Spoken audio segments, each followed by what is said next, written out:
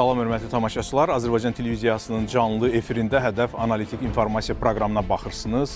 Bilirik ki, Latviya prezidenti Azərbaycana səfərə gəlib, cənab Edgars Rinkeviçin artıq prezident İlham Əliyevlə görüşləri baş tutub. Bir sıra sənədlərin mübadiləsi həyata keçirilib. Proqramımız boyu Latviya-Azərbaycan münasibətlərini müzakirə edəcəyik. Artıq bu münasibətlərin xarakterinə strateji mahiyyətli deyilir. Bu nə deməkdir? Avropa İttifaqının və NATO'nun üzvü olan Latviya ilə Azərbaycanın əlaqələri ölkəmizə nə vəd edir və ümumiyyətlə perspektivdə bizi bu ölkə ilə münasibətlərimiz nöqteyi nəzərindən nələr gözləyir? Proqramımız boyu bu haqda müzakirələrimiz olacaq. Əziz tamaşaçılar, həmçinin biz bilirik ki, Prezident Donald Trump İranla əldə olunmuş atəşkəsin müddətini uzatdığını açıqlayıb və uzatmada konkret olaraq müddət göstərilməyib. Bu müddətin göstərilməməsi ətrafında da spekulyativ artıq təhlillər həyata keçirilir. Bəziləri bildirirlər ki, tərəflər sadəcə bu atəşkəsdən istifadə edərək güc toplayırlar və hərbi əməliyyatlar qaçılmaz ola bilər. Bax, bu sualı da sözsüz ki, biz qonaqlarımızdan soruşacağıq proqramımız boyu, əziz tamaşaçılar. Beləliklə, Hədəfin qonaqları Sevil Mikailov və Azər Allahverənov parlamentarlərimiz xoş gəliblər proqramımıza. Xoşdur yenidən sizi görmək və hərbi ekspertimiz Ədalət Verdiyevdə salamlamaq istəyirəm. Ədalət müəllim, siz də verilişimizə xoş gəlmisiniz. Sevil xanım, dərhal sizinlə başlayaq. Latviya-Azərbaycan münasibətləri strateji mahiyyətlidir, dedi Latviyanın prezidenti. Azərbaycan prezidenti cənab İlham Əliyevlə birlikdə mətbuata verdiyi açıqlamada. Bu nə deməkdir? Azərbaycan-Latviya münasibətlərini necə xarakterizə etmək olar? Buyurun. İlk növbədə bu dost münasibətləridir və söyləmək lazımdır ki, sınaqdan keçmiş əməkdaşlıqdır. Və biz əgər qarşılıqlı belə deyək, fəaliyyətimizin tarixinə baxsaq, Azərbaycan və Latviya arasındakı dövlətlər arası münasibətlərin xronikasına baxsaq, kifayət qədər pozitiv olub və onu söyləməliyik ki, bizi birləşdirən bir tarix, yəni bildiyiniz kimi Latviyada keçmiş Sovetlər İttifaqının üzvü olub və bizi birləşdirən o tarix düşünürəm ki, çox möhkəm özül də yaratdı, yəni onun da bir faktoru oldu və bunu xüsusi qeyd etmək lazımdır ki, ölkə rəhbərlərinin də bir rəhni oldu ki, Azərbaycan və Latviya arasındakı münasibətləri kifayət qədər məhsuldar saxlaya bilsinlər. Və mən xüsusilə qeyd etmək istəyirəm 2017-ci ildə strateji tərəfdaşlıq haqqında imzaladığımız sənədi və bu tamamilə yeni bir səhifə oldu Azərbaycan və Latviyanın dövlətlər arası münasibətlərində və biz bundan sonra baş verən proseslərə baxsaq, Latviya hər zaman, baxmayaraq ki, siz də qeyd etdiniz, Avropa Birliyi ölkəsidir, eyni zamanda NATO ölkəsidir. Amma Latviya hər zaman Azərbaycanın siyasi maraqlarına düz gələn bir mövqedə dayanıbdır. Xüsusən Azərbaycanın torpaqları işğal altında olanda çox açıq bir mövqe sərgiləyib. Eyni zamanda beynəlxalq təşkilatlar çərçivəsində də Latviyanın açıq, şəffaf bir mövqeyi olub, sırf Azərbaycanla bağlı və Azərbaycana qarşı iftiralar və təzyiqlər o kampaniyası dönəmində də Latviya hər halda belə bir dövlət olaraq ləyaqətini qoruyub saxlaya bilibdir ki, biz bunu çox müsbət bir məqam kimi dəyərləndiririk. Və ümumilikdə biz əgər baxsaq Azərbaycan və Latviya arasındakı münasibətlərin perspektivlərinə, biz parlament dimensiyası olaraq da xüsusi olaraq qeyd etməliyəm. Azər müəllim də həmin qrupun üzvüdür və biz bunu böyük məsuliyyətlə deyirik ki, çox gözəl münasibətlər formalaşıbdır Azərbaycan parlamenti ilə Latviya parlamenti arasında və bizim bu yaxınlarda səfərimiz də baş tutdu Latviyaya və çox böyük gözləntilər var. Ümumilikdə münasibətlərin potensialını doğru istiqamətə yönləndirmək üçün və burada biz artıq hökumətlər arası komissiyadan xüsusi bir fəallığın gözlənilməsini qeyd etməliyik və bu çox vacib bir məsələdir ki, bugün həmin hökumətlər arası komissiyaya Latviyanın Kənd Təsərrüfatı naziri rəhbərlik eləyir. O yeni hökumətdə yer almış nazirlərdən biridir və Azərbaycanla münasibətlərin daha üst səviyyəyə qaldırılması üçün çox açıq proqramları və sənədləri də ortaya qoydu. Burada bir məsələni qeyd etmək istəyirəm. Bugün bizim işğaldan azad olunmuş ərazilərdə xüsusilə faunaya, floraya vurulan zərər məsələsi və bunun əslində restavrasiyası, bəli, biz dövlətimiz tərəfindən aparılan geniş miqyaslı bərpa quruculuq işlərini qeyd edirik, amma Ermənistan tərəfindən çox təəssüflə qeyd edirik ki, Azərbaycanın bu gözəl təbiəti olan güşəsinin eyni zamanda ekologiyasına da çox böyük zərbələr vurulmuşdu və Latviyanın ümumilikdə meşə örtüyünün bərpa olunması ilə bağlı çox müsbət bir təcrübəsi var. Çünki bildiyiniz kimi Latviya ərazisinin təxminən 60%-ni meşə örtüyü təşkil edir və bu sahədə Azərbaycana xüsusi bir təklif paketi ilə bu dəfə qonaqlar gəliblər və bunu Azərbaycanda həyata keçirmək istəyirlər. Eyni zamanda kənd təsərrüfatı ilə bağlı, yəni Latviyanın xüsusi belə deyək, sərvəti yoxdur, təbii sərvətləri yoxdur. Amma onlar kənd təsərrüfatı sahəsində kifayət qədər böyük bir təcrübəyə yiyələniblər bu illər ərzində və belə deyək, təbiətə yaxın və dost bir xalq kimi tanınırlar.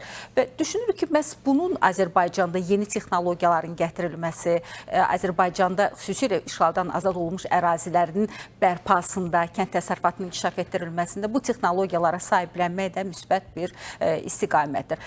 Başqa, əlbəttə ki, iqtisadi yöndə əgər biz danışsaq, Latviya Pribaltika ölkəsi olaraq, yəni 3 Pribaltika ölkəsindən biridir. Eyni zamanda Avropa Birliyi ərazisində də böyük ümidlər bəslənir bildiyiniz kimi və onun o Nordik təşkilatı ilə olan əlaqələri bu Şimali Avropa ölkələrinin 5-ini birləşdirir və üstəgəl 3, yəni buna Nordik 8 təşkilatı deyilir, 8 üzvü olduğuna görə və bu Nordik 8 ilə də Azərbaycanı birləşdirəcək bir bağ kimi çıxış edir, bir əlaqə kimi çıxış edir. Biz düşünürük ki, bu cür bilirsinizmi, həmin Nordik təşkilatına məsələn İsveç, Danimarka, Finlandiya kimi, Niderland kimi ölkələr daxildir və biz müəyyən mənada siyasi alanda bu ölkələrlə problemlər yaşamışdıq. Yəni bunu qeyd etməliyik. Amma iqtisadi məsələdə bəli, elə Belçika və Niderlandın yaxındakı qətnamələri düz deyirsiniz ki, bu əyani bir faktor. Amma düşünürük ki, Azər müəllim, ümumilikdə əgər biz iqtisadi sahədə bu ölkələri əməkdaşlığa cəlb edə bilsək və ümumilikdə Azərbaycanın potensialı böyükdür, Azərbaycana dost olan ölkələr, xüsusilə Şərqi Avropa hissəsində kifayət qədərdir və bugün Avropa Birliyi ölkələrinin enerjiyə olan ehtiyacları gündən-günə artır və ümumilikdə Azərbaycanın da bugün əslində innovativ enerji istehsalına və elektrik enerjisi istehsalına sahəsindəki nailiyyətləri bu ölkələr üçün də bir mənbə kimi çıxış edir. Və ona görə də biz müəyyən mənada bəli, bu iqtisadi münasibətlərimizi də elə Latviya ilə dostluğumuz çərçivəsində təbii ki, canlandıra bilərik. Bəli, təşəkkür edirəm Sevil xanım. Azər müəllim, siz necə xarakterizə eləyərdiniz münasibətlərimizi və bu xüsusilə də bu səfər çərçivəsində imzalanan sənədlər var, sənədlərin mübadiləsi həyata keçirilib, daxili işlər orqanları arasında, kənd təsərrüfatı sahəsində, xarici işlər nazirlikləri arasında əməkdaşlıq və s. Bunlar mövcud, yəni imzalanan sənədlərdir. Bax, bu pəncərədən baxanda münasibətlərimiz necə görünür? Elnar müəllim, mənim hörmətli həmkarım Sevil xanım kifayət qədər çox şaxəli və çox aspektli həmin münasibətlərin ayrı-ayrı sahələrinə toxunaraq fikir bildirdi və tamamilə razıyam və hətta bir qədər də onu mən genişləndirmək də istəyərəm. Məsələ bundadır ki, bəli, iki ölkə arasında münasibətlər kifayət qədər sabit inkişaf etməkdədir və strateji mahiyyət xarakter daşıyır. Sevil xanım qeyd elədiyi kimi 2017-ci ildə çox vacib sənəd imzalanıb, amma münasibətlər 2017-ci ilə qədər artıq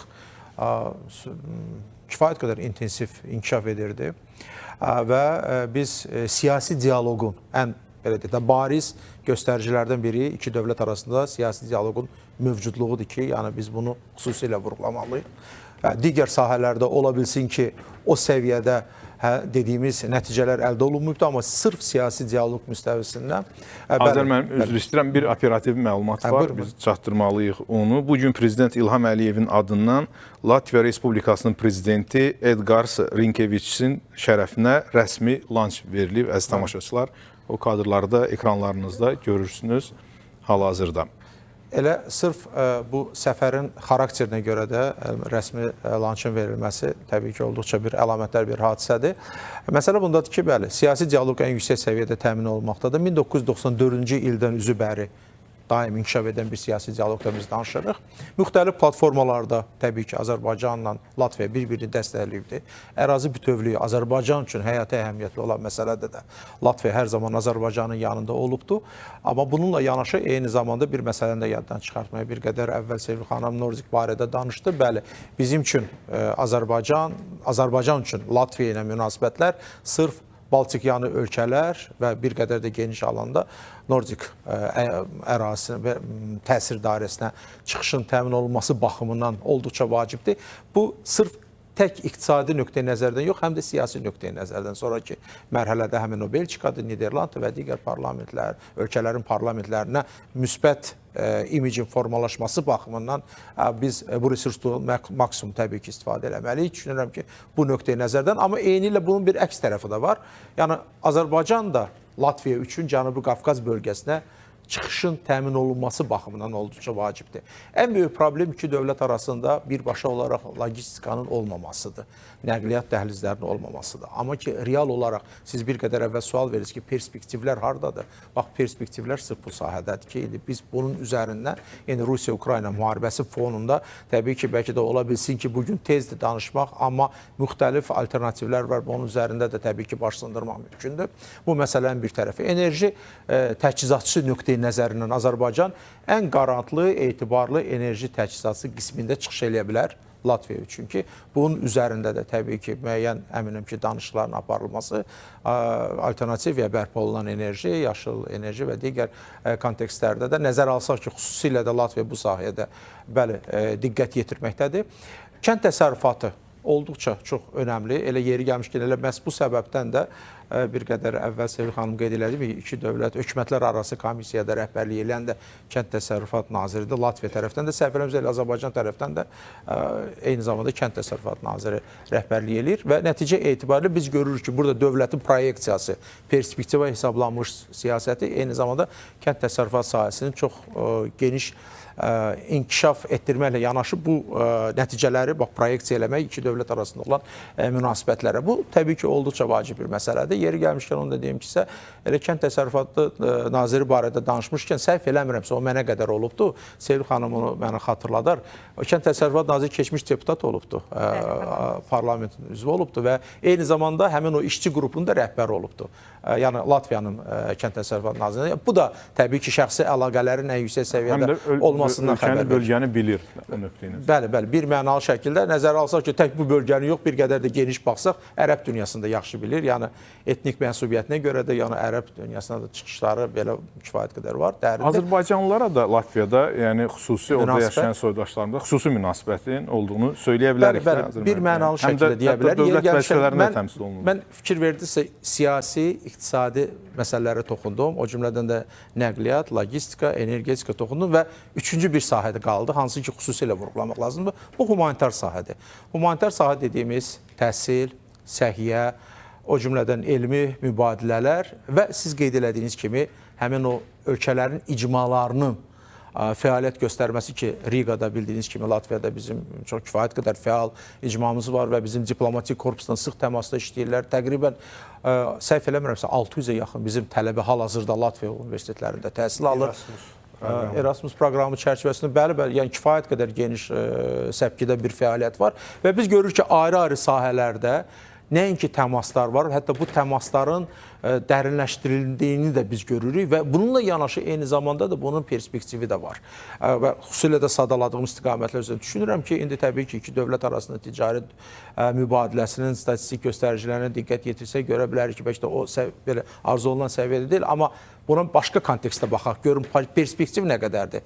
Bunu necə inkişaf etdirmək olar? Perspektiv kifayət qədərdir. İthal-ixracın strukturuna baxanda, bəli. Orada biz görürük ki, bizdən sənaye məhsulları daha çox və onların da qida yeyinti məhsullarının, kənd təsərrüfat məhsullarının Azərbaycana ixracı baş verir. Perspektiv böyükdür deyirsiniz. Bəli, perspektiv elə ən azından, bax, həmin o dediyimiz kimi, kənd təsərrüfat sahələrində, yəni ən azından bu yeyinti, qida məhsullarının mübadiləsinin artırılması üçün böyük potensial var. Amma qeyd etdiyim kimi, bunu ləngidən, bunu əngəlləyən problem nədir? Logistikanın olmaması. Yəni bildiyiniz kimi ən önəmli məsələ, yəni iki dövlət arasında ticari dövriyyənin inkişaf etdirilməsi üçün birbaşa təchizat zəncirlərinin olmasıdır. Latviya ilə bizim aramızda mövcud olan təchizat zəncirləri kifayət qədər böyük bir dövrü əhatə edib, böyük bir ərazidən keçir. Amma onun da, yəni dediyim kimi, obyektiv və subyektiv səbəbləri var və daha çox obyektiv səbəbləri bu məsələdə özünü göstərməkdədir. Böyük potensial məhz bundan qaynaqlanır. Əgər biz təchizat zəncirlərini gücləndirməklə həmin o alternativləri, o təchizat məsələlərində təqdim eləmək olursa, yəni müvafiq sahələrin ixtiyarına, o cümlədən də kənd təsərrüfatının ixtiyarına mən düşünürüm ki, bax, potensial burada özünü açıq qabar şəkildə büruzə verməkdədir. Yeri gəlmişkən biz kənd təsərrüfatı sahəsi barədə danışdıq. Eyni zamanda texnologiyalar barədə də danışmalıyıq. Düşünürəm ki, süni intellekt, rəqəmsal iqtisadiyyat, o cümlədən rəqəmsal kənd təsərrüfatı sahəsi, bax, bu kimi məsələlər, hansı ki, Latviyada bugün prioritet məsələlərdən biridir, o eyni zamanda da Azərbaycan üçün də çox aktualdır. Yeri gəlmişkən və son fikri söyləyirəm və sonra Ədalət müəllimə siz söz verəsiniz. Və burada ən önəmli məsələ odur ki, Latviya Avropa İttifaqının və NATO-nun üzvü olmaqla yanaşı, bax, bu platformalarla Azərbaycan arasında olan siyasi dialoq, eyni zamanda proyeksiya olunur Latviya ilə Azərbaycan olan münasibətləri və əksinə Latviyanın həmin platformalarda, misal üçün NATO-da, Pribaltika ölkələri arasında Latviya daha güclü təsir imkanlarına malikdir və o cümlədən də Avropa İttifaqında da, yəni bildiyiniz kimi 2026-27-ci illərdə sədrlik keçirir Latviya, yəni gələcək perspektivdə bu baxımdan biz artıq nə görürük? Görürük ki, kifayət qədər geniş imkanlar açılır, həm də Azərbaycanın beynəlxalq münasibətlər sistemində imicinin və reputasiyasının gücləndirilməsini və daha da artırılması baxımından və bu səfərdə bilavasitə həm də ona xidmət eləyə biləcək səfərlər kimi dəyərləndirilə bilər. Təşəkkür edirəm Azər müəllim. Ədalət müəllim, sizə söz verəcəm, amma Vüsal Mətləb bizim xüsusi müxbirimiz indi bizə bağlanacaq. Vüsal, salamlayıram sizi. Ən son məlumatları sizdən eşitmək istəyirik. Buyurun, Vüsal müəllim, söz sizdədir.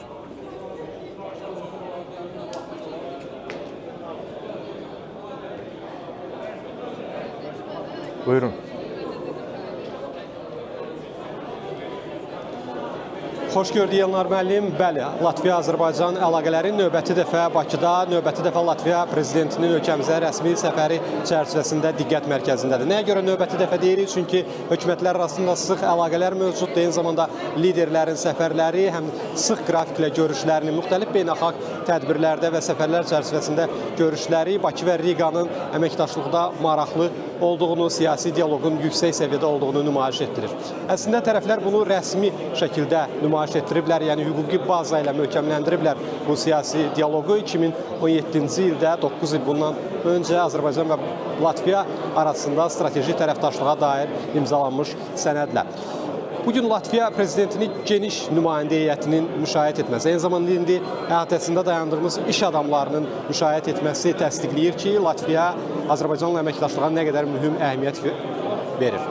Latviyalı iş adamlarının çox sayda müxtəlif sahələri əhatə edən şirkətlərin təmsilçilərinin Azərbaycana təşrif buyurması da təsdiq eləyir ki, qarşılıqlı sərmayə qoyuluşu iqtisadiyyatın müxtəlif sahələrində əməkdaşlığı genişləndirməyə siyasi əzm və maraq var. Əlbəttə, artıq mətbuata açıqlamalarda da bu ifadə olundu. Siyasi dialoq yüksək səviyyədədir, münasibətlər yüksək səviyyədədir. Ticarət dövriyyəsi, əməkdaşlığın iqtisadiyyatın müxtəlif sahələrində mövcud əməkdaşlıq əlaqələri bu dialoqa, bu siyasi çərçivəyə həmişə uyğun gəlmir. Hansı ki, potensial böyükdür. Xüsusilə enerji sahəsində bugün Azərbaycan Avropanın enerji təhlükəsizliyində rolunu artırmaqdadır. Eyni zamanda Latviya Azərbaycan qazının alıcıları sırasına qoşulmaq istəyir. 16 ölkə Azərbaycan qazını alır, onlardan 10-u Avropa İttifaqının üzvüdür. O ölkələrdən biri də əlbəttə Latviya ola bilər, belə imkanlar var. Latviya bildiyimiz kimi Avropa İttifaqının və NATO-nun üzvüdür və bugün Azərbaycanın bu iki ittifaqla əlaqələrinin möhkəmləndirilməsində də Latviya xüsusi rol oynayır. Latviyanı maraqlandıran daha bir neçə istiqamət, informasiya, kommunikasiya texnologiyaları, yaşıl texnologiyalar və xüsusilə nəqliyyat sahəsidir. Bugün Şimal-Cənub dəhlizinin şaxələndirilməsində Azərbaycandan keçən, eyni zamanda Şərq-Qərb dəhlizinin şaxələndirilməsində Azərbaycandan uzanıb keçən Transxəzər layihəsi, orta dəhliz həm də Latviya üçün maraqlıdır. Xüsusilə nəzərə alsaq ki, şimalda və cənubda münaqişə ocaqları nəinki ortadan qalxmır, əksinə alovlanmaqda davam edir. Və bütün bunlar həm də Azərbaycan-Latviya əməkdaşlığı üçün yeni çağırışlar yaradır və tərəflər bugün buradakı bu qələbəlik təsdiq edir ki, tərəflər bu əməkdaşlıqda maraqlıdır. Hələlik isə bizim buradan çatdıra biləcəklərimiz bu qədər. Söz yenidən sizdə.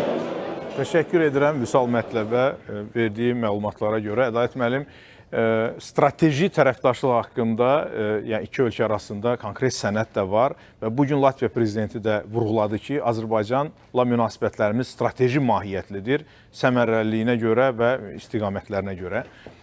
Bu hansı mənaya gəlir? Bu sual vermək istəyirəm sizə və sözsüz ki, yəni Azərbaycanın NATO ilə, Avropa İttifaqı ilə əlaqələrin inkişafında hansı rolu oynaya bilər və yaxud da oynayır Latviya? Bu suallar, önəmli suallardan biri də ki, Azər müəllim bununla bağlı müəyyən fikirlər söylədi, amma Sevil xanımın da bir fikri var idi ki, Latviya Azərbaycanın çətin dönəmlərində də, ərazilərimiz işğal altında olanda da bizə münasibətdə özünün yəni pozitiv mövqeyini göstərmişdi. Bax, bu nöqteyi nəzərdən nə deyə bilərsiniz? Latviya ilə Azərbaycan xalqları tarixən yaxşı münasibətlərə malik olublar. Bir dəfə də olsun ölkələrin bir-birinə qarşı mənfi bir kəlməsini eşitməmişik. Həm xalqlar arası dostluq, həm rəhbərlər arasında şəxsi münasibətlər, həm dövlətlər arası münasibətlər, həm strateji tərəfdaşlığın aspektləri o qədər geniş şaxəlidir ki, bu barədə çox geniş danışmaq olar.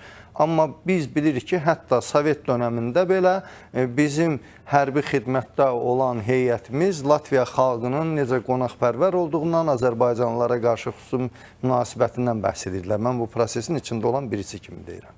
İndi ki, qaldı Sovet dövründən sonraki dövrdə, yəni Azərbaycanın hər iki Latviyanın həm Azərbaycanın müstəqillik əldə etməsindən sonra bu münasibətlər artıq müstəqil dövlət olaraq davam etdirildi və sonda da strateji tərəfdaşlıq haqqında bir müqavilə imzalandı. Strateji tərəfdaşlıqdan danışırıqsa, əlbəttə burada həm mədəniyyət, həm kənd təsərrüfatı, həm enerji sahəsi, nəqliyyat, logistika, daşınmalar, siyasi dialoq, keçdi oradan təhlükəsizlik, hərbi texniki müdafiə, təhlükəsizlik sahəsi. Bütün bu sahələrdə əməkdaşlıq var. Amma bəzən siyasi və yaxud da iqtisadi məsələlərlə bağlı açıqlamalar belə deyək, mətbuata verilsə də müəyyən məsələlərdə açıqlamalar ola bilsin ki, tam həcmdə mətbuata sızdırılmaya bilir. Yəni, bu əməkdaşlığın elə aspektləri var ki, ya onların deyilməsi erkən ola bilir və yaxud da deyilməsi hələlik lazım deyil. Amma hər bir halda biz Latviya ilə Azərbaycan arasında Müdafiə Nazirləri səviyyəsində qarşılıqlı səfərlərin şahidi olmuşuq. Orada səslənən bəyanatları da görmüşük. Əgər strateji tərəfdaşlıq varsa, burada digər sahələri önə çəkib müdafiə təhlükəsizliyi məsələsini kənara qoymaq olmaz. Xüsusilə də həm Baltika özü müharibə gedən bir əraziyə yaxın yerləşir. Rusiya nə demək olar ki, birbaşa sərhədləri var. Kaliningrad məsələsindən uzaq bir məsafə deyil. Azərbaycan da Latviyanın özünün də Rusiyanın sərhədi var. Bəli, birbaşa sərhəddi var. İndi Azərbaycan da eyni zamanda indi iki odun arasındadır, amma hər iki ölkə baxın özünü bu böyük təhlükələrdən qoruya bilir. Bu çox vacib bir məsələdir. Sonraki məsələ dəhliz məsələsinə daha əvvəl qismən toxundular. Bu Azərbaycan vətən müharibəsindən sonra bu orta dəhliz məsələsi, həm Zəngəzur dəhlizin açılmasından sonra Azərbaycanın Avropa İttifaqı üçün, həm də Latviya üçün əhəmiyyəti kifayət qədər artıb. Çünki dəhlizlər artıq yoxdur. İran üzərindən gedən dəhliz yoxdur bugün, işləmir. Rusiya üzərindən gedən dəhlizlər işləmir. Cənub nəqliyyat dəhlizini, şimal nəqliyyat dəhlizini. Bəli, hər ikisi Azərbaycandan keçir. Bu çox vacib məsələdir. Daha bir vacib məsələ, bu hərbi sahədə biz Latviya ilə NATO çərçivəsində əməkdaşlığımız olub, sülhnaminə tərəfdaşlıq proqramında, o proqramda mən də iştirak etmişəm. Latviyalı da hərbiçilər və digər ölkələrdə təbii ki, həmin tədbirdə eyni vəzifələri birgə, ortaq şəkildə yerinə yetirmişik. Bu da əməkdaşlığın bir növüdür və təbii ki, NATO ilə eyni ölkələrin birimiz üzv kimi, digərimiz belə deyək, tərəfdaş ölkə kimi. Orada iştirakımız bizi NATO ilə münasibətlərimizdə kifayət qədər, belə deyək, yeni texnologiyaların, yeni mübarizə metodlarının mənimsəməmizə və onların da müsbət tərəfini vətən müharibəsində tətbiq etməyimizlə nəticələndi. Bundan başqa daha vacib məsələ Latviya həm mülki sahədə, həm də hərbi sahədə rəqəmsal idarə etmə, müasir, intellektual rəqəmsal idarə etmə metodlarını tətbiq edir. Bax, bu sahədə hesab edirəm ki, bizim də əməkdaşlığımızın daha da genişləndirilməsi üçün bu görüş mümbit bir şərait yaradıb. Yəqin ki, yaxın günlərdə biz bu əməkdaşlığın geniş aspektləri barədə ola bilsin ki, güc strukturlarından və yaxud da digər hüquq mühafizə orqanlarından açıqlamalar eşidəcəyik. Çünki Latviya hazırda Avropa İttifaqı ölkələri içində rəqəmsal idarə etmənin liderlərindən biri hesab olunur. Baxmayaraq ki, miqyası çox da böyük deyil. Mən, məsələn, NATO təlimlərində Latviya tərəfindən tətbiq olunan çox ciddi bir təlimlərin, tapşırıqların yerinə yetirilməsi, rəqəmsal qatarın dayandırılması prosesini belə izləmişəm. Yəni, baxmayaraq ki, ölkə kiçik də, amma bu sahəyə böyük diqqət var. Yüksək texnologiyalara malikdir. Məsələn, təlimlərdə tapşırıq verirlər iştirakçılara. Bu ölkə A ölkəsindən B ölkəsinə gedən sürət qatarını dayandırın. Bunun dayandırılması barədə sadəcə iki ölkə rəhbəri bilir, üçüncü adam bilmir, bir də təlim rəhbəri. NATO çərçivəsində də, istər Avropa İttifaqı yəni çərçivəsində də biz Latviyanın çox fəal olduğunu həmişə görürük. Bəli, bəli. Xüsusilə də Rusiya-Ukrayna məsələsində ola bilsin bu ərazi ilə bağlıdır, ola bilsin qarşılaşdığı təhdidlər baxımından özünü kiçik ölkə nə ilə qorumalıdır? İnformasiya texnologiyası ilə, kiber təhlükəsizliyə qarşı dayanıqlıqla və s. və ilaxır. Çünki bilirik ki, zaman-zaman Latviyada qarşı müəyyən təhdidlər səslənib, ərazilərindən pilotsuz vasitələrin Rusiya tərəfindən buraxılması və s. bunu şahid olmuşuq. Yəni, onlarda da artıq təhlükəsizlik sahəsinə çox ciddi diqqət var, böyle bir immunitet də formalaşıb, eynisilə də biz qarşı-qarşı olmuşuq. Yəni, bizi birləşdirən həm mədəni dəyərlərimiz var, həm tarixi dəyərlər var, həm hərbi məsələlərdə bir bərabər olmalıyıq. Bu dəstək hesab edirəm ki, gələcəkdə daha da genişlənəcək. Bu görüş digər sahələrdə də əməkdaşlıq üçün, xüsusilə də təhlükəsizlik müdafiə və hərbi müdafiə sənaye məhsullarının istehsalı sahəsində müəyyən belə deyək, irəli doğru addımların atılmasına, əməkdaşlığın genişləndirilməsinə müəyyən şərait yaradacaq. Enerji sahəsində də, yəni, enerji sırf mənim sahəm olmasa da, təbii ki, Azərbaycan 10 ölkəyə, Avropa İttifaqının 10 ölkəsi ilə strateji tərəfdaşlıq müqaviləsi varsa, Latviya da ora daxildirsə, təbii ki, biz ilk növbədə öz enerjimizi, imkanlarımızı strateji tərəfdaşlara təklif edirik, ondan sonra digər ölkələrə. Görürsünüz, Niderland, Belçika heç nə almır, almayacaq da. Amma yeri gəlmişkən elə Rumıniyadır, Polşadır, onun üzərindən faktiki olaraq təbii qazın çox rahat şəkildə nəql edə bilər. Pribaltik ölkələrinə, o cümlədən də Latviyaya nəql etmə imkanları böyük. Bəli. Bu mövzu ilə əlaqədar nəsə əlavə etmək istədiyiniz varsa edək. Bir məsələni qeyd etmək istəyirəm. Hörmətli Ədalət müəllim burada hərbi sahədəki əməkdaşlığımızı qeyd etdi. Bəli, biz bu dövlətlərarası siyasətə qarışmadan söyləmək istəyirik ki, yəni Rusiya ilə Pribaltik ölkələri arasındakı gərginlik təbii ki, ortalıqdadır və onların çox müsbət bir təcrübəsi var. Xüsusilə sərhəd xidmətinin innovativ texnologiyalarla təchiz olunması. Və bu çox düşünürəm ki, faydalı bir təcrübədir öz-özündə. Çünki Azərbaycan torpaqlarını işğaldan azad edib və bizim işğaldan azad olunmuş ərazilərimizdə dövlət sərhədinin də bərpasına ehtiyac var. Yəni bu ən azından yenidən qurulur. Ona görə də bu çox produktiv ola bilər. İkinci məsələ də enerji sahəsində də düşünürəm ki, çox vacib məsələdir ki, bugün Pribaltika ölkələrinin bəli ehtiyacı var. Xüsusən Rusiya ilə bağlı münasibətlərdəki o gərginlikdən sonra. Amma Transxəzər xəttinin çəkilməsi ilə daha yeni bir düşünürəm ki, səhifə açılacaqdır. Çünki onlar da Baltika yolunu çəkirlər bu dəqiqə Pribaltika ölkələrindən, yəni şimaldan cənuba doğru o istiqaməti götürüblər ki, sonradan Konstansa portu vasitəsilə, limanı vasitəsilə Qara Dənizdən birbaşa olaraq həmin çıxışı əldə etmək və şimala doğru enerji təchizatını həyata keçirmək ki, bu məsələdə də əlbəttə ki, biz Azərbaycan prezidentinin çox uğurlu enerji siyasəti və intellektual bacarığını qeyd etməliyik regionda. Amma bütün bunun fövqündə də biz artıq regionda bir bağlayıcı funksiyanı da öz üzərimizə götürmüş oluruq, sırf enerji xətləri baxımından.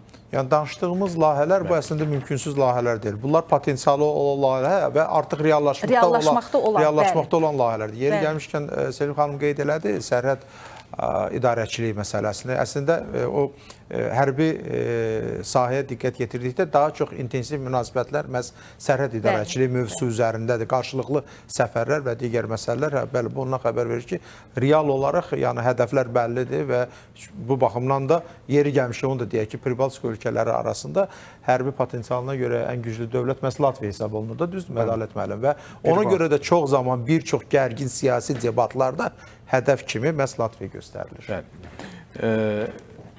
Təşəkkür edirəm hər birinizə. Mən çox yaxşı xatırlayıram. Beynəlxalq təşkilatlarda da, yəni Latviya çox adekvat şəkildə Azərbaycana münasibətdə müsbət mövqe tuturdu. Yəni onun nümayəndələri, xüsusilə Avropa Şurasında bunu bir tarixi fakt kimi demək olar. İran və Amerika Birləşmiş Ştatları arasında olan gərginlik davam edir. O cümlədən də İsraillə. Amerika Birləşmiş Ştatlarının prezidenti Donald Trump atəşkəsi uzatdığını ifadə edib. Gəlin görək o bu sözləri necə deyib. Kontekstdə təbii ki, müzakirəmiz olacaq. Buyurun. Yeni təkliflər təqdim olunana və müzakirələr başa çatana qədər İranla atəşkəs rejimini uzadıram. Pakistanın quru qoşunları komandanı Asim Munir və baş naziri Şahbaz Şərif məndən hərbi əməliyyatları dayandırmağı xahiş etdilər. Hərbiçilərə tapşırıq vermişəm ki, dəniz blokadasını davam etdirsinlər və bütün istiqamətlər üzrə hazırlıqlı olsunlar.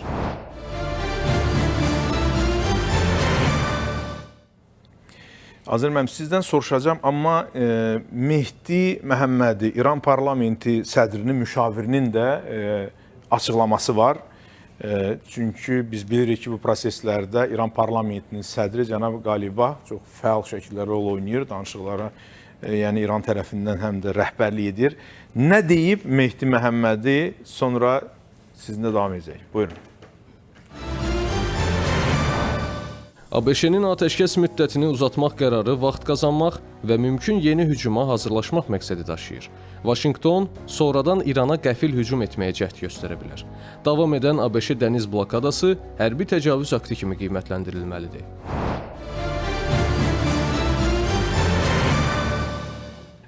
Buyurun Azər müəllim.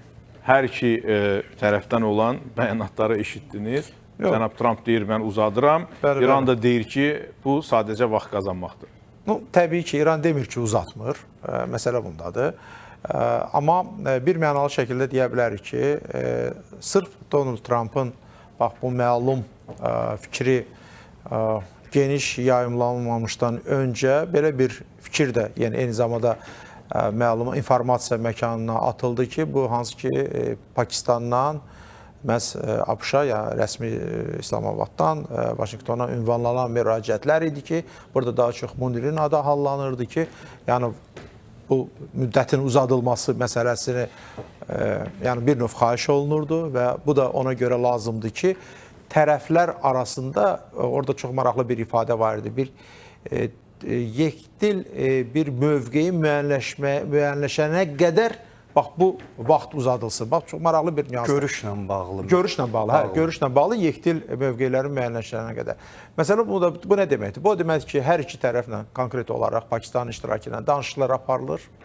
Hər iki tərəf öz şərtlərində israrlıdırlar.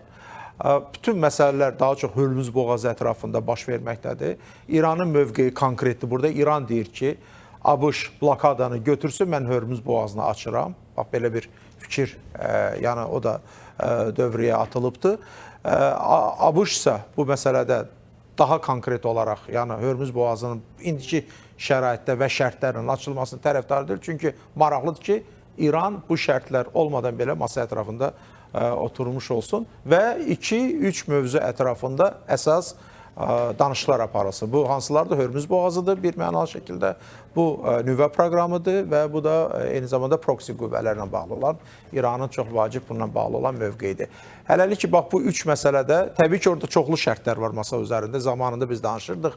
15 şərt ABŞ-ındır, 10 şərt İranındır və s. və ilaxır. Amma eyni zamanda tərəflər onu da boyunlarına alırlar ki, bir çox məsələlərdə hansısa bir razılaşma olmasa da belə, amma mövqelərin başa düşülməsi dair bir razılıq var. İranın Tunisdəki səfiri Mir Məsud Hüseyni belə bir açıqlama verib. Elə bugün Qərb mətbuatında gördük biz bunu.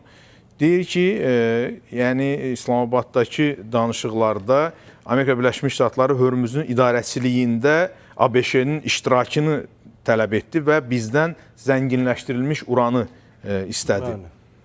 Hətta danışıqlarda çox böyük irəliləyiş var idi və bütün yəni vurulamaq istədiyi odur ki, prosesləri bu pozdu. Yəni bu tələb pozdu. İndi bax bu tələblərin gündəmdə olduğunu da nəzərə alsaq, İslamabad 2-nin perspektivini Azər müəllim necə görür? İslamabad 2-nin perspektivini görürəm bir mənalı şəkildə və əminliklə deyə bilərəm ki, bu danışıqlar olacaqdır. Baxmayaraq ki, indi ritorika kifayət qədər kəskindir və biz bu ritorikanı daha çox bugün İran rəsmilərinin dilindən eşidirik. Yeri gəlmişkən Tunisdə, İranın Tunisdəki səfirinin söylədiyi fikirlər nədənsə, misal üçün İranın Xarici İşlər Naziri tərəfindən dilə gətirilmədi. Görünür, səfir vasitəsilə bunu yayırlar. Amma ki, istənilən halda ondan xəbər verir ki, bir çox məsələlər üzrə razılaşmalar var idi. Yeri gəlmişkən Donald Trump'ın bununla bağlı bir tweeti də var. Yadınızda düşür, bu X platformasında, daha doğrusu Truth platforması üzərindən bu yayılmışdı ki, yəni bir çox məsələlərdə artıq fikirlər bəllidir, aydındır, razılaşmalar da var, amma konseptual olan məsələlər var, onlar qalır hələlik ki, masa üzərində ki, mən qeyd elədim, 3 elementi xüsusilə vurulamış oldu. Konkret danışaq da, yəni... Mən də konkret dedim sizə, İslamabad 2 olacaqdır. Yox, aydındır, amma mən onu soruşmuram. İndi olacaq, olmayacaq, onu görəcəyik. Lap olsa belə, yəni tərəflərin konkret tələbləri var və hər ikisi deyir ki, bu qırmızı xətdir, biz geri dura bilmərik. Bəli. Belə olan bu halda... Hələlik ki, danışıqlara qədər açıqlanan mövqelərdir. Ümumiyyətlə, bu tip məsələlərdə, baxın, münaqişələrin həll olunması, deeskalasiya və digər məsələlərdə bu yanaşma ondan ibarətdir ki, istənilən halda danışıqlar olmalıdır. Çünki dialoq vasitəsilə mövqelərin yumşaldığını da biz dəfələrlə görmüşük. Tək ABŞ-İrandan söhbət getmir. Ümumiyyətlə, digər münaqişələrin həlində də biz bunu deyə bilərik. Amma bunun üçün dialoq mütləq olmalıdır. Danışıqlar mütləq olmalıdır. Qırmızı xətlər nəzərə alınır. Bəzi hallarda tərəfləri güzəştə getmək ehtimalları da, o da mütləq nəzərdən keçirilir və belə olduğu təqdirdə siz dediyinizdən də daha fərqli və daha da üst səviyyədə razılığın müəyyən mənada əldə olunması ehtimalı onda çox yüksək olur. Amma qeyd etdiyim kimi, güzəştlər və qırmızı xətlərdəki olan mövqelərdən bir qədər çəkilmələr baş verdiyi halda. Amma bunun üçün danışıqlar olmalıdır. Bu kimi ritorika və sərt bəyanatlar həmin o dediyimiz deeskalasiya xidmət eləmir. Burada Sevil xanım müddət göstərməyib Donald Trump. Adətən deyirdi axı 2 həftə, 1 həftə uzadıram, amma müddət göstərilməyibdir. Üzr istəyirəm, çünki göstərilmir, onu da yenidən uzatma ehtimalı yarana bilər, ya ehtiyacı yarana bilər. Amma ona görə də müddət deyilmir. Azər müəllim, Qərb analitikləri isə deyirlər ki, ona görə müddət göstərməyib ki, İran tərəfi müəyyən mənada toparlana bilsin və İranın yeni dini liderinin də mövqeyi öyrənildikdən və qərar verildikdən sonra masaya artıq konkret olaraq təkliflərlə gəlinsin. Bax, siz necə düşünürsünüz bu fikirlərə münasibətdə? Əvvəla danışıqlar prosesi çox çətin, gərgin və mürəkkəb keçir. 48 illik radikal düşmənçilikdən söhbət gedir. Yəni bunun 1-2 raundda həll olunması bu utopik bəlkə də səslənə bilər. Çünki mən düşünürəm ki, danışıqlar prosesi kifayət qədər uzun çəkəcəkdir və tərəflər biri-birinə asanlıqla konsensusa, kompromisə getməyəcəklər. Bu bir faktdır. Bəli, danışıqlar prosesinin baş tutması, davam etməsi və yaxud etməməsi ilə bağlı müxtəlif ssenarilər təbii ki, masa üzərində var və bunu ara-sıra analitiklər səsləndirirlər. Amma ən vacibi olan birincisi, danışıqlar prosesi gedir. İkincisi, Trump'ın bu dəfə deadline qoymaması atəşkəsə, bu o deməkdir ki, yəni biz masanı açıq qoymuşuq və danışıqlar prosesini davam etdirəcəyik. Yəni bu açıq bir artıq mesaj kimi. Mövqedir. Amma bununla yanaşı mətbuata sızdırılan məlumatlarda 3-5 gündən yəni söhbət getdiyi vurgulanır. Bu ümumilikdə bu proseslər ətrafında kifayət qədər propaganda var. Yəni biz real iş əslində görülən və atılan addımlardan daha çox onun ətrafında çoxlu söz-söhbətlərin olduğunu görürük. Bu sadəcə olaraq diqqət cəlb eləməkdir ki, tərəflər təzyiqdən çıxsınlar. Niyə görə mən bunu deyirəm? Bilirsinizmi, Şərqin öz mental xarakteristikası var. Yəni İrana söyləmək olmaz ki, bundan əvvəl məsələn Trump tərəfindən xatirinizdəsə Azər müəllim o söylürdü ki, 1 sutka qalıb, 2 sutka salıb, nə bilim, hətta bir şəkil paylaşmışdı. 2 saat. Bəli, True Socialda qırmızı bir düymə var idi, basacağım və s. Və sonra gördülər ki, sivilizasiyanı məhv edir. Bəli. Və sonra gördülər ki, bilirsinizmi, İranla münasibətdə bəlkə İran zəifdir, yəni bunu istisna etmirik. Bəlkə İran danışıqlar prosesində hansısa güzəştlərə getməyə hazırdır, amma ona düyməciyi, butonu göstərməklə məcbur etmək, bu artıq dövlətin nüfuzuna xələl gətirən bir məsələdir. Bu nəyin düyməsi idi, göstərilən simvolik düymə? Sadəcə olaraq, yəni bunu bəziləri nüvə silahının düyməsi kimi... onu? Donald Trump tərəfindən şəkil çəkilmişdi, qırmızı düyməci idi, buton. Psixoloji təzyiq eləmək. Orada sonra dedilər ki, yəni bu düzəldilmişdi, əlbəttə ki, olmayıb elə bir düymə. Trump sivilizasiya barədə səhv bir bəyanat səsləndirib o sivilizasiya. Amma qırmızı buton məncə onun öz səhifəsində yoxdur elə bir şey. Var idi və bu səhifədə var idi, yayılmışdı. sadəcə düzəldildiyini, yəni belə Yəni deyək. bilirsiniz, sonradan bunun ətrafında çoxlu spekulyasiya var idi o şəkil.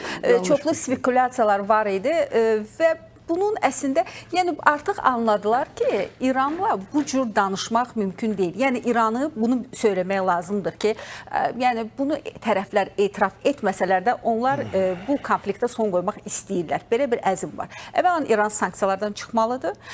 Amerikaya isə bölgədə tamamilə fərqli bir qlobal görüntü lazımdır. Yeni şəkilləndirməsini həyata keçirirlər və bu şəkilləndirmədə artıq İranın rolü ayrıdır. Niyə görə? Çünki Birləşmiş Ştatların ənənəvi özünə rəqib hesab etdiyi Çin və Rusiya onların məhz İrana göstərdikləri bu rəqib münasibətdən sonra daha da gücləniblər. Yəni biz əgər hələ son müharibə və onun nəticələrinə də baxsaq, əslində Rusiyanın və Çinin nə qədər qlobal güc baxımından gücləndiyini görürük. Bəli, Çin özünün təmkinini aparır, Rusiya bu müharibədə kənarda qaldığını göstərir, amma iştirakçılığı ilə bağlı da təksiblər vermir. Koordinatların ötürülməsi bu artıq məxfi məlumatlar idi ki, bu ilə bağlı ara-sıra sızır xəbərlər, amma Rusiya bundan geriyə çəkilməyə söyləmədi ki. Havada müdafiə sistemləri də. Bəli, havadan yönlü verə bilmir, əvvəllər verib. 12 günlük müharibədə bəli, İran daha zəif görünürdü 2025-ci il iyun ayında, amma bu dəfə daha hazırlığı, daha dəqiq, daha hədəfli görünür. Və bu da təbii ki, Amerikan, belə də Pentagonun diqqətindən qaçmayan bir məsələdir. O ki, qaldı masa üzərində hansı məsələlərə daha çox diqqət və fokuslanma gedəcəkdir. İndi burada nüvə proqramı ilə bağlı danışırlar. Bu mənim öz şəxsi mövqeyimdir ki, bu sadəcə olaraq görüntünü yaratmaq üçün. Əvvələn İran rəsmi şəkildə bəyan edib, fətva da var idi ki, onlar nüvə silahına yiyələnmək istəmirlər. Niyə görə? Çünki İran İslam ölkəsidir və bu sırf dini baxımından qəbul olunmazdır. Bəli, uran zənginləşdirilir. Xüsusilə Rusiya ilə birlikdə onlar atom enerjisini inkişaf etdirmə, atom proqramını inkişaf etdirməklə bağlı Rosatomdan çox güclü şəkildə işləyirlər və bu şəhər, yəni onların birgə fəaliyyətinin çox bariz bir nümunəsidir və bunun heç bir tərəf də danmır. Amma bugün bilirsinizmi, İranla münasibətdə əsas məsələ proksi qüvvələrlə bağlı düşünürəm ki, bunu İrana tələb kimi qoyublar. Çünki İranın... O məqam önəmlidir, ona görə bir qədər istərdim onu dediniz, sadəcə bu şəhər yəni istiqamətində, o bu şəhərdə atom elektrik stansiyası tikintisi və s. Amma digər tərəfdən də İranın nüvə, yəni uranın zənginləşdirilməsi proqramı da hər kəsə məlumdur. Hətta 60%-ə qədər zənginləşdirmə haqqında çirkli bomba artıq əldə edib deyənlər də var. İndi Ədalət müəllimdən soruşarıq o haqda. Bəs bu spekulativdirmi, yoxsa... Bilirsinizmi, gəlin belə deyək. Əvvəl nüvə silahı 9 ölkədə olmalıdır deyəsən Ədalət müəllim. Bugün onlar nüvə silahına malikdirlər. Nüvə silahına malik olmaq dövlətə sadəcə olaraq status verir. Amma o silahdan Yaponiyaya qarşı istifadə olunubdur və bu silah istifadə ona görə moratorium var. Yəni dövlətlər buna imza atıblar və bu ən kəskin halda bu düyməcik basıla bilər. Və Rusiya ilə Amerika arasında bu yəni ən çox nüvə silahına malik olan ölkə Rusiyadır. Amma istənilən gəlişmədə və senaridə Rusiya bunu səsləndirir. Amma bu həyata keçəcək, keçməyəcək, buna çox skeptik yanaşırlar. Çünki nüvə silahı sadəcə olaraq dominantlıq gətirir dövlətə. Amma bu praktik həldirmi və yaxud ki, praktik istifadə oluna bilər, bu digər bir məsələdir. Bəli, bəziləri söyləyirlər ki, yəni bu artıq belə də daha belə futuristik bir nəzəriyyədir ki, gələcəkdə Birləşmiş Ştatlar tərəfindən bu Avrasiyada istifadə oluna bilər və yəni bütünlükdə Birləşmiş Ştatların dünya üzərində hegemonluğunu bərpa edə bilər. Amma bu belə deyək ki, fantastika səhifəsidir. Amma reallıqda isə bəli, xüsusilə Şimali Koreyanın da nüvə silahı var. Baxmayaraq kiçik ölkədir, amma onunla münasibətdə elə Birləşmiş Ştatlar da kifayət qədər məsafəli davranır. Və ona görə də İranın tərəfdaşları, xüsusilə Rusiya tərəfindən artıq bu səsləndirilir ki, baxmayaraq ki, belə bir fətva var idi. Əvvələn Xamneyi rəhmətə getdikdən sonra bu fətva da onunla birlikdə artıq iptal olubdur və yenidən İran qərar qəbul edə bilər ki, o nüvə silahına maliklənsin. Həm də konvensiya məsələsi var. Konvensiya üz deyilsənsə, artıq əlini qolunu açır. Nüvə silahı, non-proliferation, onlar da üzv olmadığına görə, yəni əslində bilirsiniz, İranı uzaqlaşdırmaqla bu proseslərlə Qərb çox məsələlərdə özünün əlini qolunu bağlayıbdır. Və bugün artıq İran qəbul etsə, onun əlində argumentasiyası da var ki, ona ara-sıra bu cür təcavüz olunur. Bu sualım budur. Hücumlar olur. İran deyir ki, bu bizim 30 illik yəni milli məsələmizdir, milli strateji məsələmizdir. Biz bu istiqamətdə dayanmayacaq. Siz bizə 5 il deyirsiniz, 20 il biz yəni sırf nüvə silahı ilə bağlı tələbi qoyursunuz. Bəli, nüvə silahı, yox, nüvə məsələn, nüvənin uranın zənginləşdirilməsi. Birləşmiş Ştatlar da deyir ki, sualım var. Birləşmiş Ştatlar da deyir ki, ola bilməz. İranın heç vaxt nüvə silahı olmayacaq. İndi yəni hər şey ortalıqdadır. Hər iki tərəf bu cür yəni mövqe tutublar. Baxın. Məsələ çıxmaza giribmi, sual odur. Uranın zənginləşdirilməsi bir məsələdir.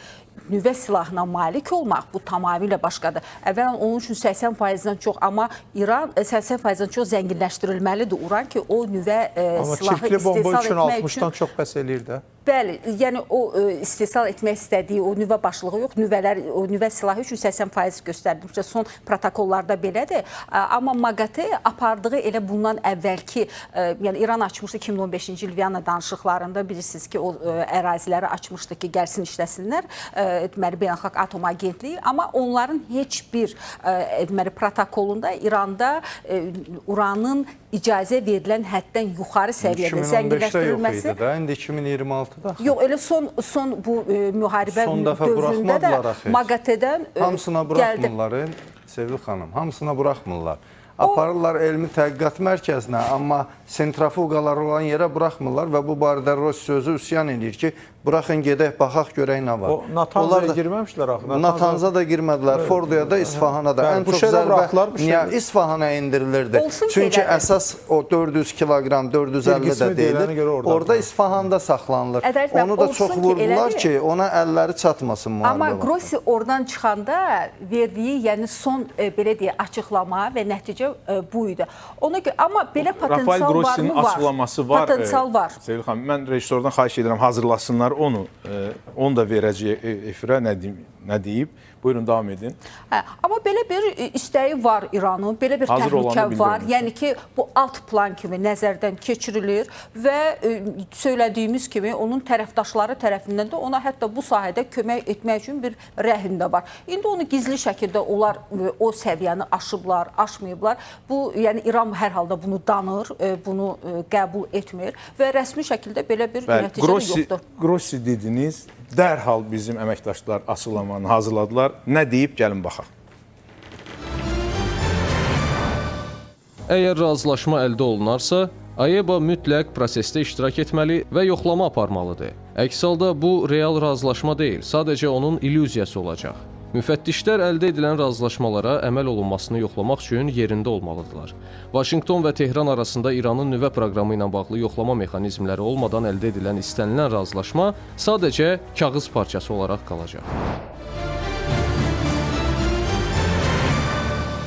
Sənədi belə deyək də əsaslandırmaq üçün elə Grossi ondan əvvəl də gəlmişdi. Ondan sonra bu çox vacib, bilirsinizmi, bir belə də yoxlanışdı əslində. İndi biz onu şübhə altına ala bilərik, nə bilim, onun düz olmadığını və yaxud da ki, hansısa bir ərazilərə buraxılmadığını. Yəni bunu hər halda tərəflər özləri rəsmi şəkildə bildirməlidirlər. Yəni bu hipoteza ilə axı beynəlxalq münasibətlər həll olunmur. Bu özü də çox Amma vacib bir məsələ. 60% həddi aşdığını İran boynuna alır da. Yəni ki, uranın zənginləşdirilməsində 60% Belə həddi. olsa belə Azər müəllim, onlar nüvə silahı istehsal etmədiklərini bəyan edirlər. Yəni bu da bəyan var. eləyib bax ki, biz nüvə proqramından imtina etməyəcəyik. Ədalət müəllim, sizdən Dili ilə deyib, biz demirik. İran rəhbərləri özləri deyiblər ki, nüvə proqramı İran xalqının hüququdur, biz bu hüquqdan imtina etməyəcəyik. Bəzən sözlə oynayıblar. Hə, Mülki deyirlər. Mülki məqsədlidir, yəni hərbi məqsədli, sülh məqsədli. Hə, bu sözlə oynayıblar. Amma oynamadıqları vaxt olub ki, bu İran xalqının hüququdur, bundan imtina etməyəcəyik. Keçən ilin yay müharibəsindən əvvəl bunu İranda deməyən yox idi. Mənim bir bəyanat yadıma düşür ki, niyə başqa dövlət nüvə Sizə olar, bizə olmaz. Bizə olmaz, bəli. Türkiyədə mövqeyi var idi bununla bağlı. Niyə hər kəsə olar? Hətta Hakan Fidanın Türkiyənin Xaricilər Nazirinin də açıqlaması olmuşdu bu məsələlərlə bağlı. Ədalət müəllim, sözü sizə verirəm. Siz necə görürsünüz? Yəni, indi siyasi nöqteyi nəzərdən danışdılar. Tərəflər yeni müharibəyə hazırlıq mı görürlər? Çünki bir sıra xarici ekspertlər də bu barədə danışırlar. Yalnız imitasiya mahiyyətlidir. Zaten hər iki tərəfin irəli sürdükləri tələb və təkliflər qəbul olunan deyil. Bir-birləri tərəfindən növbəti raund döyüşlər başlayacaq açıqlaması verilir. İran tərəfindən açıqlama orada Mehdi Məhəmmədin açıqlamasına gəldikdə ABŞ burada zaman qazanır, qəfildən hücum edəcək. Burada bir yenilik yoxdur ki, müharibələr zaten qəfil başlayır, yavaş-yavaş başlamır ki. İkincisi də tərəflərdə əgər bir atəşkəs rejimi varsa, 2 həftədən də çoxdur davam edirsə, təbii ki, tərəflər silah, sursat, texnika, vasitə, avadanlıq, onların servis xidməti, texniki xidmətini göstərəcəklər və növbəti əməliyyatlara hazırlaşacaqlar. Amma hazırda bir dənə vacib element var. İran Hörmüz boğazını bloklayıb, ABŞ isə ümumilikdə İranın bütün limanlarını və boğazını bloklayıb. Bax, məsələ bundadır. Ona görə ABŞ rahatdır. Nə barədə rahatdır? Bu blokada nə qədər uzun sürəcəksə, İrana daşınmalar, həm neft, həm digər məhsullar, həm İrana, həm İrandan. Bu blokadada qalması İranda bəlli bir gərginliyi yaradacaq. Bu zaman məsələsi. O barədə danışacaq. Mən sualıma xahiş edirəm. Yəni, bir hərbi ekspert olaraq müharibənin yenidən başlaması riski nə qədər? Böyük ehtimalı var. Əgər İran tərəfi 4 dəfə dünən danışıqlarla bağlı fikir dəyişdilər. Sonunda müçtəba belə icazə verdi ki, gedin danışın, İran tərəfi getmədi. Bu ondan xəbər verir ki, İranda seçilmiş hakimiyyətlə Sepah arasında bir çat yaranıb. Sepah bu danışığa imkan vermədi. Hətta müçtəba adından səslənən bəyanatdan sonra. Əgər danışıq yoxdursa, deməli bu atəşkəsə ABŞ prezidenti bunu ömrü boyu uzadası deyil ki, 1 gün, 2 gün, 3 gün, indi 5 gündə ola bilər, nəysə, vaxt qoymayaq, təxminən deyirəm, maksimum 1 həftəyə İran bu danışıqlar masasına əyləşməsə, İrana təkrar zərbələr bərpa olunacaq. Bu bir mənalıdır. Qaldı danışıqlarda niyə görə İran getmədi? Orada belə bir şərt var idi ki, İranda olan zənginləşdirilmiş uranın Amerikaya daşınması, başqa ölkəyə deyil, Amerikaya, ABŞ-ın ən sərt. İkincisi də İran ətrafındakı o blokada. Blokada barədə razılıq əldə olunmadı. İran amma o zənginləşdirilmiş uranın daşınmasında müəyyən geri addımlar atmışdı. Bu bəlli idi. Amma İranın tələblərindən biri də Hizbullaha zərbələri dayandırsın İsrail. Əvvəlcə İsrail biraz dözdü, amma son günlərdə yenə orada Hizbullahın bir neçə silahlısını vurdu və s. və vəziyyət burada biraz da gərginləşdi. Amma İran nədənsə bunu hələlik dilə gətirmir. Amma görüntülər təqdim olunub var. Bugünkü günə bizim gördüyümüz odur ki, İran ilə ABŞ-ın hərbi potensialını eyniləşdirmək olmaz. Ən azından Qalibiyev özü də, digər rəsmilər də öz dilləri ilə deyirlər ki, ABŞ-la bizim potensialımız eyni deyil. Anlaşıldı, bu eyni deyil. Amma bu müharibənin davam etməsi İrana daha çox ziyan gətirəcək. Nədən? İranın istehsal potensialının böyük bir hissəsi söhbət silah istehsalından gedir. Zərər görüb. Amma tam bitib, tükənib demək deyil. Zərər görüb. Ola bilər ki, sığınacaqlarda, bunkerlərdə müəyyən hissə qalıb. Amma bu ABŞ-ın imkanları ilə eyni deyil axı. ABŞ-ın həm tərəfdaşları çoxdur, həm maliyyə imkanları çoxdur, həm də ABŞ cəmsi bir dənə aviadaşıyıcı bu günə qədər zərbə qruplaşmasının İrana qarşı istifadə edib. Onların sayı, döyüşə hazır olanların sayı 11 dənədir. Baxın, 10 bu qədər qüvvə öz ehtiyatı ilə, onların ehtiyatları hamısı gəmidə olmur. Gəminin üzərində nəqliyyat vasitələri var, onları daşımaqdan ötürü. Quruda eşalonlaşdırma ayrıdır. Dəniz qüvvələrində... O daşınma indi həyata keçirilir hazırda. Bəli, intensiv bir şəkildə keçirilir. Yaponiya, üzr istəyirəm, Çin və İran təhdidlərinə qarşı Tayvan ətrafında bir təlimləri var Amerikanın. Böyük ehtimalla o təlimləri yavaş-yavaş hərləyib İran ətrafına gətirəcəklər. O da mümkündür. İkinci, dünən baxırıq, İraq səmasında 3 dənə Thunderbolt, A-10 Thunderbolt hücum təyyarəsi, bir dənə də yanacaq dolduran təyyarə havada patrol xidməti həyata keçirir. Digər tərəfdən ABŞ-ın AWACS-ları da havadadır. Digər tərəfdən ABŞ-ın daşınmaları, hava daşınmaları bu 15 gündə bitmir. Flagfighter-də baxsınlar, görünür. Bir gün dayanmadı, bir gün. Daim intensivliyi var. İndi baxaq İrana. İrana dəniz yolu bağlı. Quru yolu ilə hər kim öz ərazisindən icazə verib silah daşınmasına və ABŞ-la müharibə eləyəcək vəziyyətdə deyil. Hava yolu da bağlı, yəni patrol xidmətində ABŞ təyyarələrdir. Belə olan halda İranın ABŞ ilə savaşı uzun müddət davam etmək şansı yoxdur bir mənalı. Bunu İran da yaxşı anlayır. Danışıqlar olmalıdır. İran danışıqlar masasına oturmasa, sülhün və yaxud da atəşkəsin alternativi nədir? Müharibə. Bu qədər qoşun oraya yığıb, ABŞ elə rahatçılıqla İrandan indiki vəziyyətdə əl çəkməz, bu bir. İkincisi də, İranın dini lideri Müçtəbanın verdiyi göstərişin İran rəsmiləri tərəfindən yerinə yetirilməməsi mənim yaşım olandan izləyirəm, ilk dəfə rast gəlirəm. Amma Trump da dəfələrlə deyib ki, İranda hakimiyyət dəyişib. Baxın, üst-üstə düşürmü proses? Burada hakimiyyət dəyişməsə, Müçtəba o əmri yerinə yetirməyən adamı ya vəzifəsindən azad eləyər, ya həbsə atar, ya nəysə. Heç biri yoxdur ortada. Sepah bu prosesləri pozmaq niyyətindədir. Bax, Sepah dediniz, onun təmsilçisi var, Məcid Musəvi. Onun bir açıqlaması var. Mən rejissordan xahiş edərdim, onu efirə versin. Məcid Musəvinin dedikləri var. Tam üst-üstə düşür bu məsələlərlə bağlı. Sonra yenə davam edərik. Buyurun. Əgər bundan sonra düşmən həddini aşarsa, bu dəfə hara desəniz, hədəfimiz ora olacaq. İranın cənubundakı qonşu ölkələrin sakinləri bilməlidirlər ki, əgər onların ərazisi və resursları düşmənlər tərəfindən İran xalqına hücum etmək üçün istifadə olunarsa, yaxın şərq regionunda neft hasilatı ilə vidalaşmalı olacaqlar.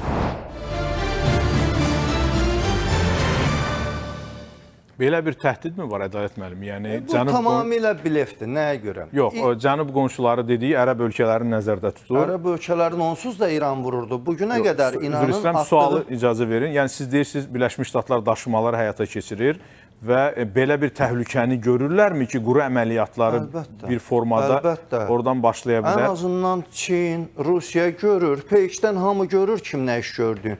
Flagfighter-də girirsən, nə qədər hardan təyyarə qalxır, hara enir, hamısı görünür. Reisin nömrəsinə qədər görünür, saatına qədər görünür, intensivlik görünür. Niyə görə deyirəm blefdir? Birinci, ABŞ ərazisinə İranın zərbə imkanı yoxdur. Yəni, ora çatacaq raketi yoxdur. Ən uzaq mənzillisi Xorremşəhr 4 idi. Onun hipersəs imkanları olduğunda deyirdilər. 2 ədədini atdılar Hind okeanına. Onun biri hədəfə çatmadı, ikincisi də vuruldu. Yəni, ən müasiri, ən bahalısı, ən uzaq mənzillisi 4000 kilometr uça bilən o idi. İranın bu günləri qonşu ölkələrin, yəni körfəz ölkələrini nəzərdə tuturam, ərazisinə atdığı raketlərin sayı İsrail ərazisinə atılan raketlərin sayından təxminən 6 dəfiyə qədər çoxdur. Tək Birləşmiş Ərəb Əmirliklərinə 2814 zərbə indirilib, dron və ballistik raket. Bunların yarısı vurulub, bir hissəsi yayınıb, bir hissəsi Ərəb Əmirliyi ərazisində hədəfə qədər gedib çatıb. Hədəfə çatan raketlərin 90%-i mülki hədəflərə tuş gəlir. Bu qrafik olaraq həm də görüntülərlə sübut olunur. İran ilk günlərində müharibənin resurslarını lazım olmayan hədəflərə çox xərclədi. Düşündü ki, ilk 2-3 günün içində o körfəz ölkələri məcbur eləyəcəklər müttəfiqləri olan ABŞ müharibəni dayandır, ərazimizdə böyük itkilər var, mülki obyektlər, hərbi obyektlər vurulur, sənə də ziyan var, dayandırın, danışığa gedin. ABŞ bu müharibəni də istəmir onlara ziyan dəysin, çünki kifayət qədər ziyan dəyib, amma ən çox ziyan dəyən İran özüdür. Bəs İsrail burada hansı mövqeyi tutur? Bax, yenə bir məlumat var ki, İsrail ilə Livan arasında danışıqlar olacaq. Hətta var. cənab Rubio'nun Amerika Birləşmiş Ştatlarının dövlət katibinin də o danışıqlarda iştirak edəcəyi ifadə olunur. Bu da bir fon yaratmaq üçündürmü, yoxsa çünki İranın tələblərindən biri Livanda əməliyyatların dayandırılmasıdır. Niyə? İranın indi əsas proksi qüvvələri arasında Həmas var idi. Həmas 2 gün qabaq dedi ki, mən bitirdim öz fəaliyyətimi, təslim edirəm Fələstin administrasiyasına, bu işdən çəkilirəm və s. Onsa Həmas heç nə eləmirdi, İsrail heç nə atmırdı, onlar dayanmışdı. Ənsarallah bəyanat verdi, heç bir şey yoxdur. Husilər verdi bəyanat, heç nə yoxdur. İraqdakı şiələrin rəhbəri vardı, adını unutdum. O da bəyanat verdi, amma real olaraq İraq ərazisindən faktiki olaraq Amerika istifadə edir. Heç oradakı qoşunu heç nə eləmirlər. Burada yeganə döyüş potensialını qismən qoruyub saxlayan Hizbullahdır. Hizbullah İranın, belə deyək ki, İsrailə yaxın olan və sonuncu forpostudur, belə deyək. İndi Livan özü də anlayır ki, Livanın potensialı yoxdur İsrailə qarşı döyüşsün. Hizbullahın qismən var.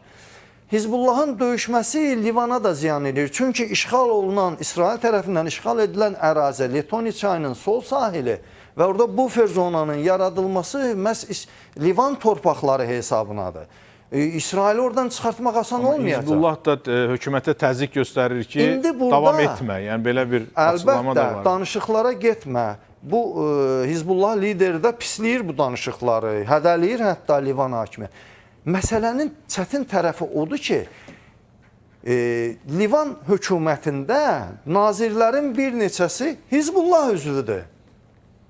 Orduda, Livan ordusunda zabitlərin bir neçəsi Hizbullahdan gəlmədi. Üstə gəl, Hizbullaha Livan dövlətin gücü çatmır. Dövlət içində dövlət yaradıb Hizbullah orada. Kimin əli ilə? İsrailin əli ilə. Suriyada bu məsələ həll oldu bir növ. İraqda da bu məsələ zəiflədi, amma yenə də qalır. Ən azından raketləri yoxdur İsrailə qədər atmağa. Amma Livanda bu mümkün deyil. Livan hökuməti də indi İsraillə razılaşmaq istəyir ki, mən sənin dediklərini anlayıram, sənin təhlükəsizlik problemin var, gəl bir yerdə həll eləyək. Amma mənim ərazim hesabına deyil. İndi İsrail də buna razı deyil. Digər tərəfdən isə İsrail İran ilə ABŞ arasında onun iştirakı olmadan o razılaşmanın əldə olunmasına qarşıdır. Yadınızdadsa Netanyahu da dünən ABŞ prezidenti ilə uzun müddətli bir məsləhətləşmələr keçirdilər. Onların məqsədi İsrailin sərf eləmir. Axı İranın belə bir zəiflədilmiş vəziyyətində sülh əldə olunsun, sonra da ABŞ zonadan çəkilməz, indi deyirlər getməyəcək. Aktivlərinə həbs aradan qaldırılsın, sanksiyalar aradan İsrail qaldırılsın. üçün yeni təhdidlər yarada bilər. Ona görə də bu İsrail... mümkündürmü? Yəni Birləşmiş Ştatlar buna gedə bilərmi? Bilirsinizmi, Trump bəzən görürsünüz ki, məsələn, adekvat açıqlama verə bilər, gözlənilməz bir addım ata bilər. Onun hərəkətlərin proqnozlaşdırmaq indi çətindir. Amma İsrailin addımları məntiqlidir, ardıcıldır öz baxış bucağından. Görürsünüzmü, Qəzzada problemini bitirdi, ondan sonra İran problemini başladı, bu tərəfdən Hizbullaha keçdi, eyni zamanda da Livanla problemini həll edir. Yəni, İsrail ətrafında bir təhlükəsizlik çəmbəri qurmağa çalışır. Eyni zamanda da təbii ki, müttəfiqi ABŞ-ın böyük potensialından istifadə etməklə. Bəli. Təşəkkür edirəm Ədalət müəllim. Yenə davam edərik. Abbas Ərakçinin bir açıqlaması var, İranın Xarici İşlər Nazirinin. Gəlin görək o nə deyir, sonra yenə davam edəcəyik.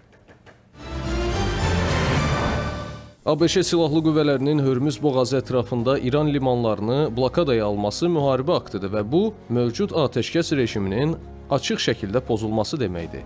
Ticarət gəmisinə zərbələrin endirilməsi və onun heyətinin girov götürülməsi isə daha ciddi pozuntudur.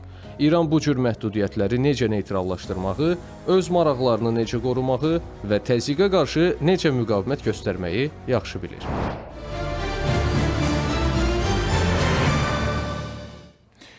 Amerika Birləşmiş Ştatlarının prezidenti cənab Donald Trump'ın da bir açıqlaması var. Bu Hörmüz boğazı məsələsi ilə bağlı. Gəlin ona da baxaq, sonra Sevil xanımla davam edəcəyik. İran Hörmüz boğazının bağlanmasını istəmir. Onlar gündə 500 milyon dollar qazanmaq üçün onun açıq qalmasını istəyirlər. Onlar bildirirlər ki, yalnız mən onu tam bağladığım üçün bu addımı atmaq istəyirlər. Beləliklə, sadəcə nüfuzlarını qorumağa çalışırlar. Amma bunu etsək, İranla bağlı razılaşma heç vaxt baş tutmaya bilər. Sevil xanım, siz hər iki tərəfin açıqlamasını dinlədiniz. Nədir şərhiniz bax bu məsələ ilə bağlı?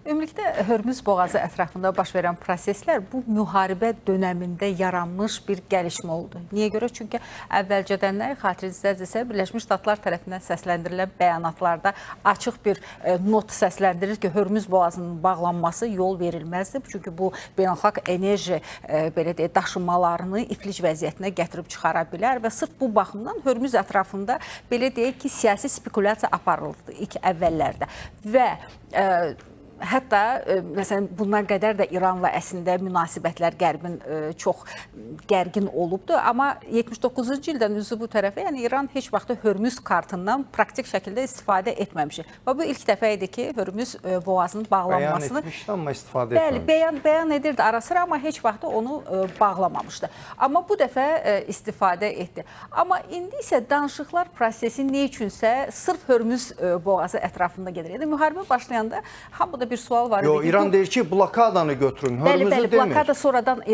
Birləşmiş Ştatlar tərəfindən yarandı. Mən sadəcə olaraq demək istəyirəm ki, yəni Hörmüz boğazı ətrafında cərəyan edən proseslər müharibədən sonra yaranmış gözlənilməz belə deyək ki, hadisə oldu. Çünki bağlayacaq, bağlanmayacaq deyən hələ bir sual da vardı və düşünürdülər ki, Trump'ın özünün də bəyanatları var ki, o bunu cürət etməz. Çünki bu, yəni əvvəlan Hörmüz beynəlxalq su hövzəsidir. İranın ərazi suları deyil. Sadəcə olaraq İran yaxın yerləşir və burada blokada şəraiti yaratmaq kimi imkanları Deyir var. ki, bu mənim mülkiyyətimdir artıq. Heç vaxt müharibədən Deyir, beynəlxalq konvensiya var bundan ötürü və indi hal-hazırda artıq o konvensiyanı imzalamayıbdı İran. Dəniz hər halda bu vaxta qədər riayət edirdi də. Yəni indi çıxıbdı belə sərt bir ritorika ki, burada tariflər tətbiq olunacaq, İran kimi istəyirsə oradan buraxacaq, kimi istəyirsə buraxmayacaq. Yəni bu özü də əslində baxanda absurd bir belə deyək ki, gedişatdır. Amma hər halda İran bunu etdi. Yəni bunu demək lazımdır. Və artıq müharibə növbəti hədəfli bir belə deyək səhifəni açdı. Buna qədər əgər bilinmirdi, elə nüvə proqramı ətrafında sadəcə olaraq var-gəl olunurdu, uranı bizə versin və s. bu cür danışıqlar gedirdisə, amma indi artıq Hörmüz boğazı açılmalıdır, danışıqlar prosesi. Yəni Hörmüz ətrafında belə gərginlik olmasaydı, bəlkə danışıqlar prosesi ayrı bir istiqamətdə gedəcək. Bir cümlə əlavə edeyim. Burada bir tələ var idi. İranın bütün donanması, bütün limanlarda, Bəndər Əbbasda, Ənzəldə, Bəndərlərgədə, Xəzər dənizində belə ABŞ tərəf və İsrail tərəfindən İranın dəniz vasitələri, döyüş gəmiləri vurulurdu. Bir dənə harda vurulmurdu? Hörmüz boğazında. Zəifləməsinlər, qoy bağlasınlar. Yəni bu ABŞ-ın mənə görə əvvəlcədən düşündüyü bir plan idi, bir tələ idi. İran Hörmüzü bağlamasaydı, İranın limanların bağlanması, ümumiyyətlə İranın hər tərəfdən bloklanmasını da ABŞ eləyə bilməyəcəkdi. Adama deyəmə problemin nüvə iləndir. Orada da xatirinizdə Xarkadası məsələsini ortaya qoymuşlar və deyirdi ki, mən Xarkadasını işğal edəcəm. Amma indi bu dəqiqə o Xarkadasını... Ona 50 zərbə indirdilər atəşkəsdən bir gün qabaq. Ondan sonra da İran dərhal razılaşdı. Qorxdu ki, enerji strukturlarını... Hər halda bu məsələni qoydular qırağa və Hörmüz ətrafında daha çox fokuslandılar. Azər müəllim, siz nə deyərdiniz? Yox, şübhəsiz ki, Hörmüz boğazı ətrafında gedən proseslər bəlkə də ola bilsin ki, bu indiki mərhələdə bütün danışıqların birbaşa olaraq taleyinə bu və ya digər formada təsir eləyə bilər. Ən azından əgər blokada götürülsə, bu artıq danışıqlara start verilməsi deməkdir. Blokada götürülməsə, bu artıq demək olar ki, yeni bir eskalasiyadır və bu eskalasiyada heç kəs zəmanət edə bilməz ki, bu bilavasitə fəal, aktiv fazaya daxil olmasın ki, bu da bilavasitə hərbi əməliyyatlarla bağlı ola bilər. Xüsusilə də bəzi quru adalar üzərində. Amma Adalar üzərində quru əməliyyatlar daha doğrusu. yəni blokadın aradan qaldırılması da necə götürüləcəkmi? Yəni görünürmü onun belə bir perspektiv? Yox, indiki mərhələdə yox. İndiki mərhələdə yox, amma danışıqlar zamanı müəyyən nəticələr əldə oluna bilər. Deyirsiniz. Təşəkkür edirəm hər birinizə. Hörmətli Azər Allahverənov və Sevil Mikailova, Azərbaycan parlamentinin deputatları, Ədalət Verdiyev, hərbi ekspertimiz. Çox sağ olun. Maraqlı müzakirələrə görə. Əziz tamaşaçılar, proqramımızı yekunlaşdırırıq. Əlbəttə ki, yenə də bütün prosesləri izləyirik və proqramlarımızda, müzakirələrimizdə, təhlillərimizdə bu məsələlər gündəmə gətiriləcək. İstər Azərbaycanın xarici siyasəti ilə bağlı məsələlər, eyni zamanda İranın və İsrailin, Birləşmiş Ştatların bu bölgədəki gərgin vəziyyətlə bağlı mövqeləri haqqında da növbəti proqramlarımızda da müzakirələrimiz olacaq deyərək proqramımızı yekunlaşdırırıq. Sağ olun, gəlin görüşlərə.